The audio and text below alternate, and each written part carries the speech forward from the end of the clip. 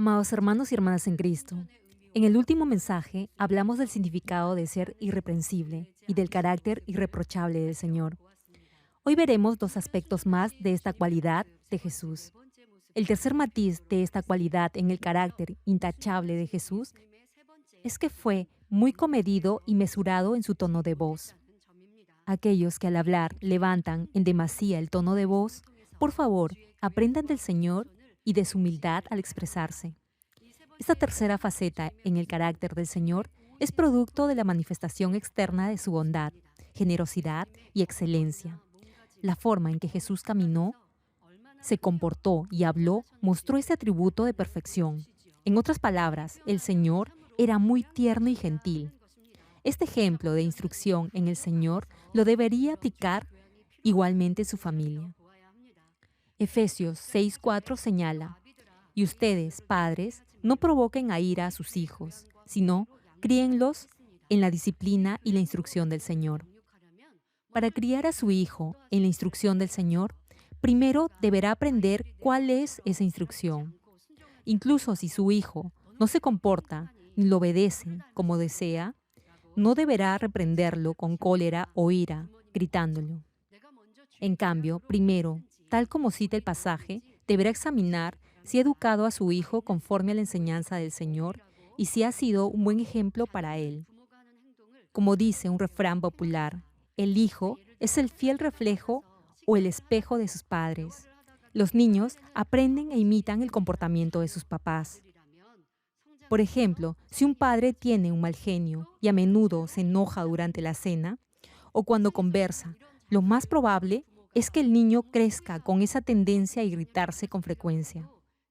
Aun si el padre intenta cambiar a su hijo, le será más que difícil hacerlo, casi imposible, y ya de jóvenes no podrán controlarlos. No obstante, en Dios sí podrán hacerlo. ¿Quieren saber cómo? Se los digo. Primero y ante todo, los padres deberán arrepentirse por no haber educado a sus hijos en la disciplina del Señor. Deberán confesar que han tenido mal carácter y que con frecuencia incluso llegaban a usar la violencia. Y sus hijos han aprendido esa forma de comportamiento. Es decir, en primer lugar, deberá admitirlo. Orando así, usted podrá cambiar, arrepentirse. No se trata solo de decir lo siento. Deberá cambiar su comportamiento y su forma de ser.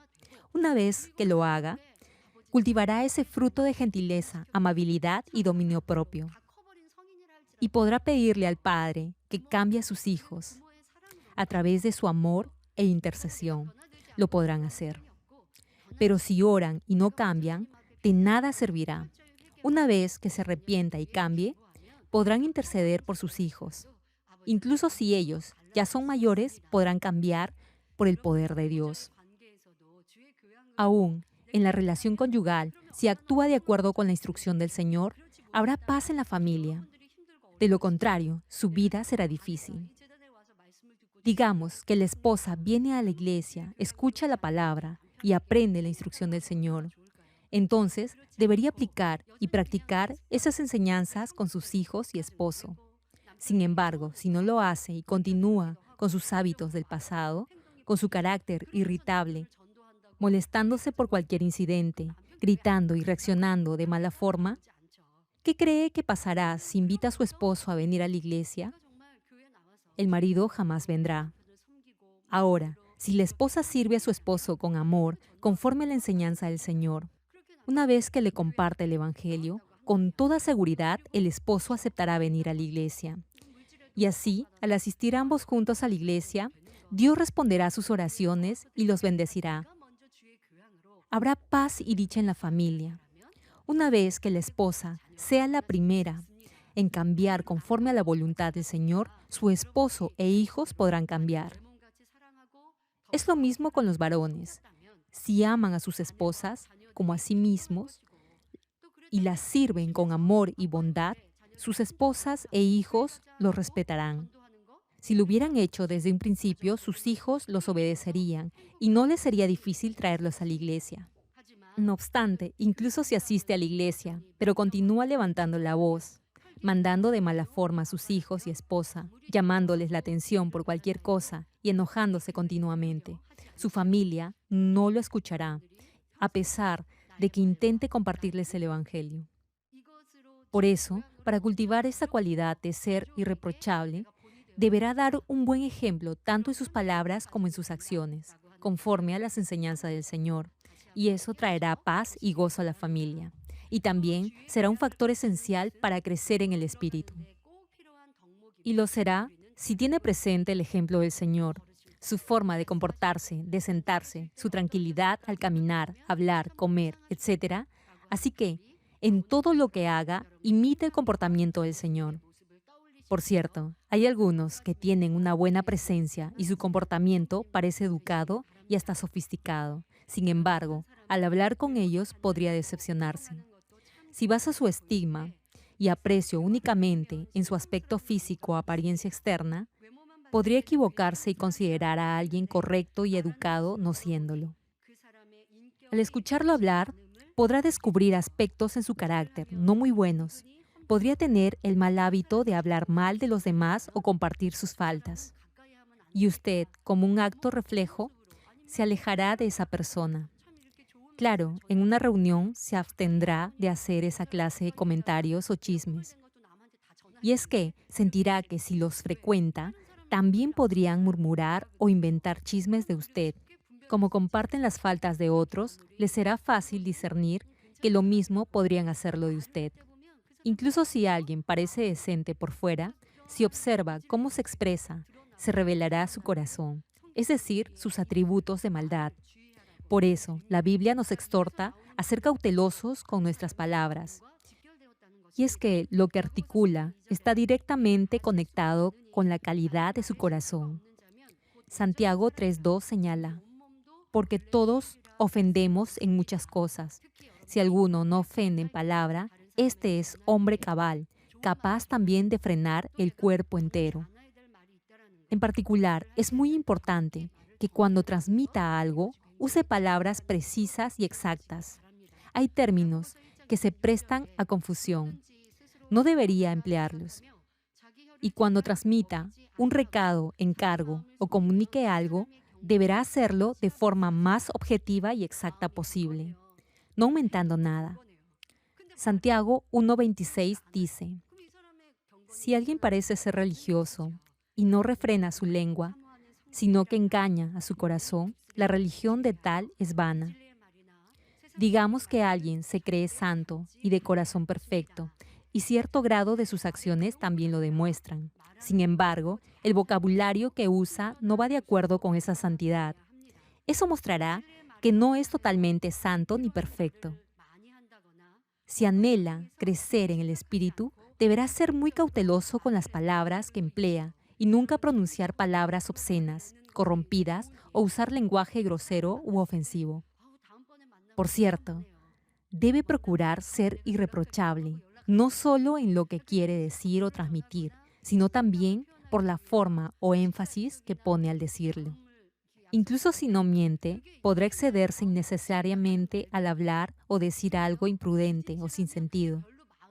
Un buen ejemplo de esto es cuando recién conoce a alguien y le dice que lo va a llamar para salir a comer. No obstante, no lo llama. O al saludar y querer ser amigable con otro, le dice o le promete algo sin pensarlo. En otras palabras, no cumple lo que dice. Si no es sincero al hablar, no será consciente de esas carencias o fallas en su conducta. No obstante, si gradualmente llena su corazón de veracidad, sinceridad y autenticidad, procurará cumplir con la palabra que ha empeñado. Si no puede hacerlo en esa ocasión, lo hará en otra oportunidad que se le presente. Se volverá más cauto con sus palabras y con lo que promete. No hablará por hablar, se determinará a cumplir con lo que promete. En resumen, hablará menos y será alguien confiable y veraz. Ahora, hay ciertos patrones de conducta que deberá corregir si desea cultivar este carácter irreprensible del Señor. Por ejemplo, hablar con la boca llena, expeler saliva mientras conversa y usar un tono de voz demasiado alto en lugares públicos. Eso indica que sus modales no son para nada correctos. Más bien, serán censurables, incorrectos y reprochables.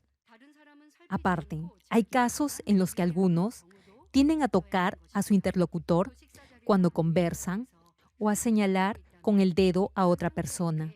Especialmente esto último no es educado ni cortés.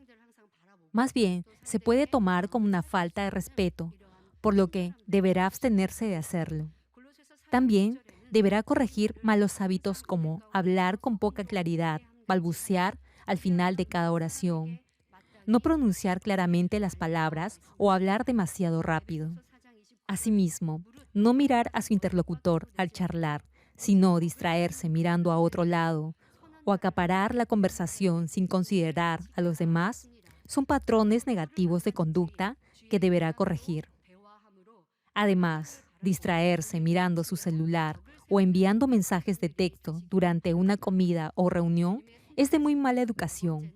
Deberán ser amables y educados en su comportamiento y forma de hablar, considerando siempre a los demás y siendo empáticos con ellos. Colosenses 4:6 dice, que la palabra de ustedes sea siempre agradable, sazonada con sal, para que sepan cómo les conviene responder a cada uno. Y en Efesios 4:29 agrega, ninguna palabra obscena salga de su boca, sino la que sea buena para edificación, según sea necesaria, para que imparta gracia a los que oyen. Por eso, hable tal como hablaba el Señor, emanando así el aroma de buenos modales y de gracia de Cristo. El cuarto aspecto de ser irreprensible lo vemos en el capítulo 12 de Mateo que dice, no acabará de romper la caña quebrada, ni apagará la mecha que apenas arde.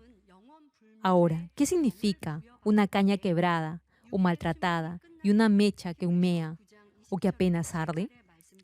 Primero, veamos qué es una caña quebrada o maltratada. Primera de Pedro 1:24 dice, porque toda carne es como hierba, y toda su gloria es como la flor de la hierba. La hierba se seca y la flor se cae. Aquí, la hierba y la flor se compara con la vida del ser humano.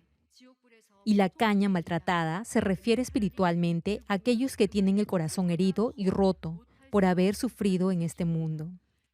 Como la hierba no tiene espíritu, cuando se marchita, muere y ahí termina su existencia. Sin embargo, como el ser humano tiene un espíritu inmortal, cuando su vida terrenal concluye, se enfrentará al juicio, tal como se menciona en el capítulo 9 de la Carta a los Hebreos. Aquellos que creen en Jesucristo y lo aceptan como su Salvador son hijos de Dios y disfrutarán del gozo y de la bendición eterna en el cielo. No obstante, los que no lo acepten serán arrojados al tormento eterno en el infierno. Si alguien que ha gozado de toda la riqueza y fama en este mundo, después de morir, termina atormentado en el fuego eterno del infierno, tendrá menos valor que la hierba. Jesús, en Mateo 6:29, refiriéndose a los lirios en el campo, dijo, pero les digo, que ni aun Salomón, con toda su gloria, fue vestido como uno de ellos. Esto no significa que Salomón no ha sido salvo. El Señor estaba diciendo que sin importar la riqueza y la fama que uno pueda disfrutar en esta vida, si su espíritu no es salvo, todo lo demás no tendrá sentido. Y en el verso 30, Jesús añade, si Dios viste así a la hierba del campo, que hoy está y mañana es echada en el horno, ¿no hará mucho más por ustedes, hombres de poca fe? Hermano, Dios aprecia incluso la hierba del campo. Ahora, si el ser humano, que ha sido creado a su imagen, se impregna de lo pútrido del pecado y pierde su imagen, ¿usted cree por un momento que Dios lo abandonará inmediatamente? Si eso fuese cierto, probablemente ninguno de los que estamos aquí seríamos salvos.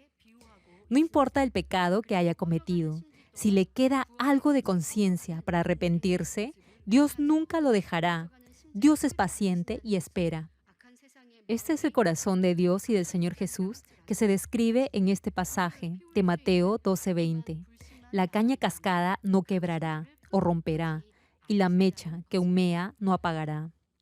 Una mecha es una fibra de hilo o de tela en una vela de cera o en una lámpara de querosene que se enciende para alumbrar.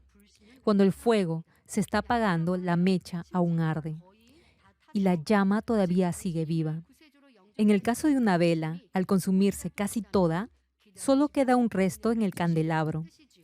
Si es una lámpara, la mayor parte del aceite se habrá consumido y solo quedará una pequeña cantidad en el fondo del candil. Aquí, una mecha representa al ser humano. Tal como menciona Proverbios 13:9, la luz de los justos brilla con alegría, pero la lámpara de los impíos se apagará. La Biblia compara la vida de un alma con una lámpara. Y una mecha que aún está prendida o humea representa la luz de la salvación que está menguando. El Señor jamás apagaría una mecha que aún humea.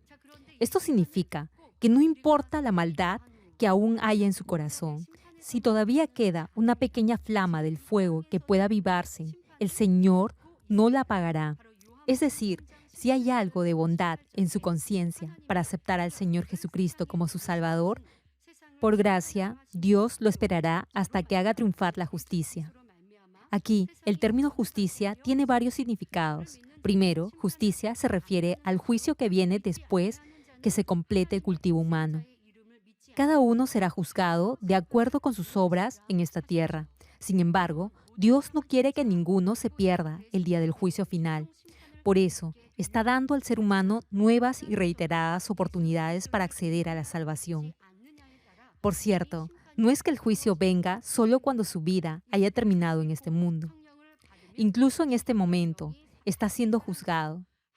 El Señor lo dice en Juan 3, del 17 al 18, porque Dios no envió a su Hijo al mundo para condenar al mundo, sino para que el mundo sea salvo por él.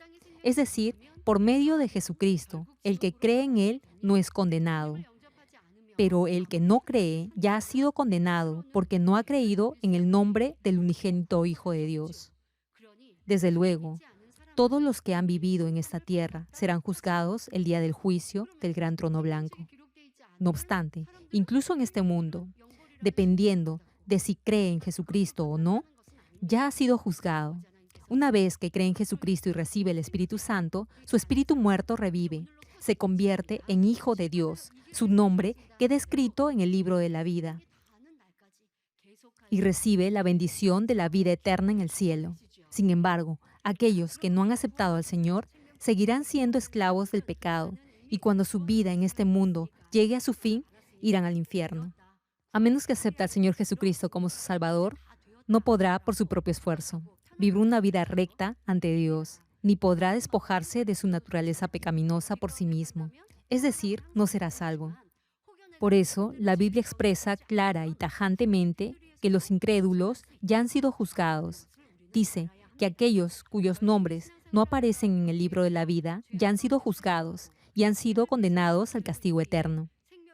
Ahora, solo porque su nombre no está escrito en el libro de la vida, eso no significa que no hay solución. Dios dice que sí la hay. Y tal como señala el pasaje en Mateo, hasta que haga triunfar la justicia. El Señor seguirá llamando a la puerta de su corazón. Esto es, seguirá dando nuevas oportunidades a los no salvos. En cuanto a los que ya son salvos y sus nombres están en el libro de la vida, no deben pensar que como son salvos y ya tienen vida eterna en el cielo, eso es todo, y su vida en este mundo va a transcurrir siempre en paz y felicidad. No. Mientras vivan en la luz, tendrán paz. No obstante, si no viven de acuerdo con la palabra, podrán salir del vallado o límite de la salvación. Hay quienes luego de vivir una vida cristiana comprometida y consagrada, cambiaron, volvieron al pecado y se alejaron del Señor.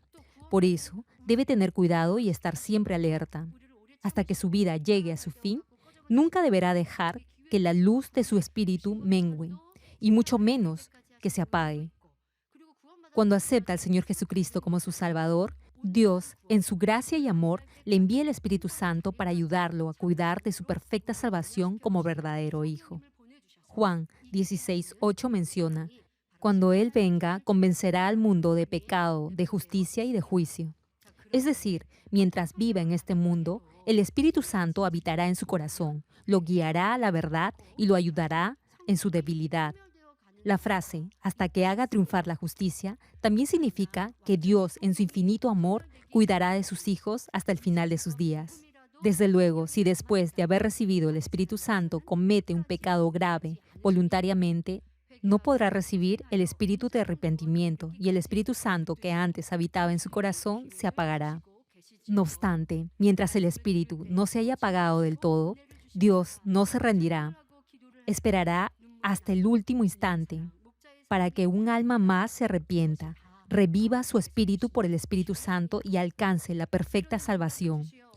Dios le dará una y mil oportunidades más. Al escuchar la palabra, Dios abrirá sus ojos espirituales y lo llenará de gracia. Al cantar alabanzas y orar, se quebrantará en lágrimas y sentirá el amor del Señor. Todas estas son oportunidades que el Padre da a sus hijos. También, Dios, en su infinito amor, lo refinará a través de ciertas pruebas que permitirá en su vida, a fin de guiarlo al arrepentimiento y apartarlo del pecado. Hebreos 12, del 5 al 6 cita: y ya han olvidado la exhortación que se les dirige como a hijos. Hijo mío, no tengas en poco la disciplina del Señor, ni desmayes cuando seas reprendido por Él, porque el Señor disciplina al que ama y castiga a todo el que recibe como hijo. Puede ser que a través de una enfermedad o alguna dificultad en su entorno, Dios en su gracia lo guíe a reflexionar sobre su vida, para hallar aquello de lo que deba arrepentirse y corregirse. Sin embargo, incluso si Dios le da esa oportunidad, a menos que la aproveche y se arrepienta, la llama de esa vela que aún titila terminará extinguiéndose. Dios ya ni siquiera lo disciplinará. Hebreos 12:8 dice: pero si están sin la disciplina, de la cual todos han sido participantes, entonces son ilegítimos y no hijos. Por eso, si se encuentra en medio de las pruebas, debe de asumirlas como parte del amor del Padre. Más aún, deberá estar agradecido porque Dios ha sido paciente y le está dando una nueva oportunidad. Ahora, el hecho de que en este momento Dios no esté permitiendo pruebas en su vida no significa que lo ha abandonado. Incluso Dios, en su gracia, puede abrir su entendimiento para que enmiende su camino y su vida antes de que le sobrevenga alguna dificultad. Ahora, los que aún no creen en el Señor, aunque vivan en el pecado, a pesar de que se opongan a Dios, el Señor seguirá llamando a la puerta de su corazón. Quizás se pregunte, ¿hasta cuándo seguirá llamando el Señor? Lo seguirá haciendo hasta que deje de ser esclavo del pecado y llegue a ser hijo de Dios, al aceptar a Jesucristo como su Señor, recibir el Espíritu Santo y que su nombre esté escrito en el libro de la vida. Este es el amor de Dios que espera y espera pacientemente y da una y otra vez oportunidades hasta que haga triunfar la justicia. Oro en el nombre de nuestro Señor Jesucristo para que todos lleguen a ser esos obreros y siervos fieles del Señor que brillen en este mundo de oscuridad.